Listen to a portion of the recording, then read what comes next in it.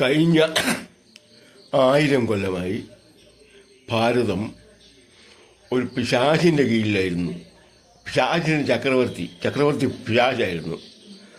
അതിന് കീഴെ കുറേ നാട്ടുരാജകന്മാരും. ഇത് നാട്ടിൽ യാതൊരു നന്മയും നടക്കാത്തൊരു കാലം കഴിഞ്ഞ 1000 കൊല്ലം. ഹിമാലയ സാനുക്കളിൽ ഒറ്റ തിരിഞ്ഞ് ജീവിച്ച കുറേ സന്യാസിമാർ, കുറേ യോഗികൾ, അവരിൽ മാത്രമേ എന്തെങ്കിലും ഉൽപ്പാദനം നടന്നിട്ടുള്ളൂ. മനുഷ്യന് പ്രയോജനമുള്ള എന്തെങ്കിലും ഒരാശയം വളർന്നു വന്നിട്ടുള്ളൂ. അല്ലാതെ ഭാരതത്തിലല്ല ഈ കഴിഞ്ഞ 1000 കൊല്ലത്തിനിടയ്ക്ക് ഉണ്ടായിട്ടുള്ളത്. നാട്ടുരാജാക്കന്മാർ പിശാചിൻ്റെ കീഴിലായിരുന്നു. ഒന്നും ശരിയായിട്ട് നടന്നിരുന്നില്ല. അതാണ് ജാതി പിശാച്. ഈ കേരളത്തിലും തമിഴ്നാട്ടിലും വന്നപ്പോൾ അത് 800 കൊല്ലമായിട്ട് കുറഞ്ഞു. 800 കൊല്ലമായിട്ട് ശരിക്കും കേരളത്തിലും തമിഴ്നാട്ടിലും പിശാചിൻ്റെ ഭരണമാണ് നടന്നിരുന്നത്. അത് പല തട്ടുകളായിട്ട് മനുഷ്യനെ തിരിച്ചു. മുകളിലത്തെ തട്ട് മുതൽ താഴെ വരെ പല തട്ടുകളായിട്ട് തിരിച്ചു. ഓരോരുത്തർക്കും കീഴേ ആളുകളുണ്ട്. ഏറ്റവും ഉയർന്ന ഒരു 15% ആൾക്കാർ ഉള്ള ഏറ്റവും മുകളിലുള്ള നില.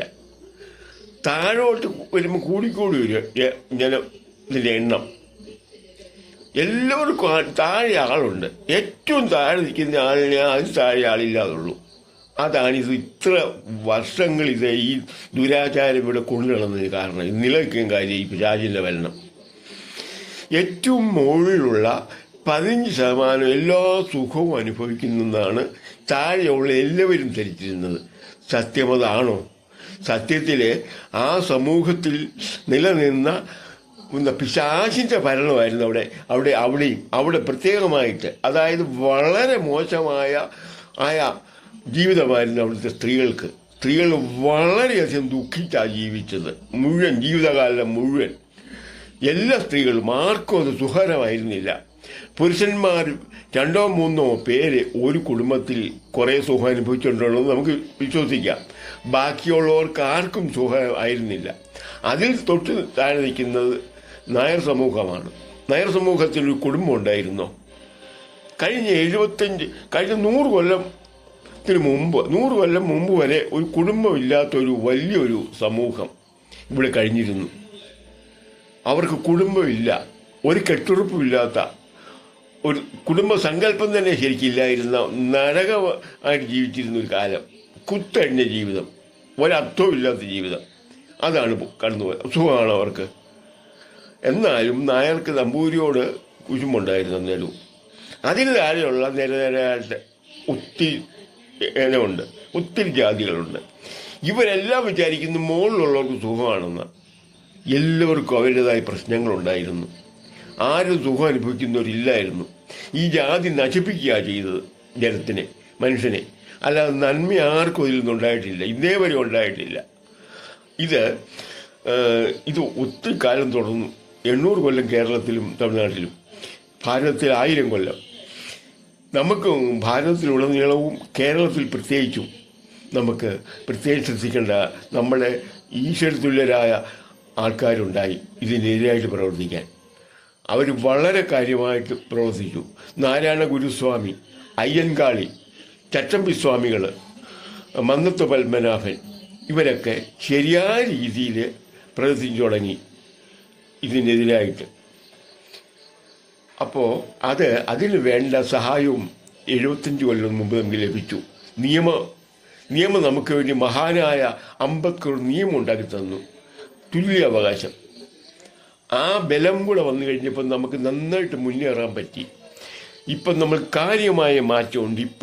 നിയമം കൊണ്ട് കംപ്ലീറ്റ് എല്ലാ ജാതിയും നമുക്ക് തടസ്സപ്പെടുത്തിയിരിക്കുക. ജാതിയുടെ പേരിൽ ഒരു തരതിരിവും പാടില്ല. എന്നാലും നടക്കുന്നുണ്ട്. അതിനെ ചോദ്യം ചെയ്യാൻ നമുക്ക് അവകാശമുണ്ട് ഓരോ വ്യക്തിക്കും. കേരളത്തിലുള്ള ഒരു വ്യക്തി പോലും വിട്ടുവീഴ്ച ചെയ്യേണ്ട കാര്യമില്ല. നിയമം കൊണ്ട് എതിർക്കണം ഏതിനെയും. അല്ലാതെ നിയമം കൊണ്ട് എതിർത്ത് അതിനെ തോൽപ്പിക്കണം. ഒരു കാരണവശാലും പ്രോത്സാഹിപ്പിക്കാൻ പാടില്ല ജാതിയെ, ഒരു രീതിയിലും പ്രോത്സാഹിപ്പിക്കാൻ പാടില്ല. 21-ാം നൂറ്റാണ്ട് തികയുമ്പോഴേക്ക് ഇത് കംപ്ലീറ്റ് നമ്മളുടെ ഇടയിൽ നിന്ന് കംപ്ലീറ്റ് പോകുമെന്നുള്ളത് എനിക്ക് ഉറപ്പാണ്. കാരണം ഇപ്പം ഇത്രയും വ്യത്യാസം വന്നെങ്കിൽ മുന്നോട്ടുള്ള വ്യത്യാസം വളരെ സ്പീഡിലായിരിക്കും. ജാതി എന്ന് പറയുന്ന കാര്യം നമ്മളുടെ ചരിത്രത്തിൽ മാത്രമേ കാണാവുള്ളൂ. എല്ലാവരും ഒരുപോലെയാണ്, എല്ലാവരും സഹോദരങ്ങളാണ്. നമുക്ക് ജാതി വേണ്ട. അത് ഉറപ്പായിട്ടും നമ്മൾ അതിനുവേണ്ടി ശ്രമിക്കണം. ഇന്നും തമ്മിൽ ഇതിൻ്റെ പേരും പറഞ്ഞും വഴക്കും വക്കാണോ ഉണ്ടാക്കിക്കൊണ്ടിരുന്നാൽ നമുക്ക് മുന്നോട്ട് പോകാൻ പാടില്ല, പറ്റുകയില്ല. നമ്മൾ തമ്മിൽ ഈ ജാതിയും ഒക്കെ പറഞ്ഞുകൊണ്ട് ഇവിടെ തമ്മിൽ തല്ലി ഇവിടെ കഴിഞ്ഞാൽ എങ്ങനെ മുന്നേറാൻ പറ്റും? നമ്മെ പഠിപ്പിച്ചതാണോ? നാരായണ ഗുരുസ്വാമി ആരെയെങ്കിലും കുറച്ച് സംസാരിച്ചിട്ടുണ്ടോ? വസ്തുതകൾ പറഞ്ഞിട്ടുണ്ട്. നാരായണ ഗുരുസ്വാമി ആരെയും മേൽജാതിയും കീഴ്ജാതിയും ഒന്നും പഠിച്ചിട്ടില്ല, ഒരിക്കലും പഠിച്ചിട്ടില്ല. ചട്ടമ്പി സ്വാമി പഠിച്ചിട്ടുണ്ടോ? ഇല്ല. മതം മാറ്റാൻ അദ്ദേഹത്തിൻ്റെ അടുക്കൽ ചെന്ന ഈ സായിപ്പന്മാർ, ഈ സുവിശേഷ പ്രവർത്തകർ ചെന്നപ്പോൾ പിറ്റേ ദിവസം രാജാവിനെ കണ്ട് ഞങ്ങൾക്ക് ഇങ്ങനൊരു പ്രശ്നമുണ്ട്, മതം മാറ്റാൻ വരുന്നു, അതിൽ നിന്ന് രക്ഷിക്കണമെന്നാണ് പറഞ്ഞത്.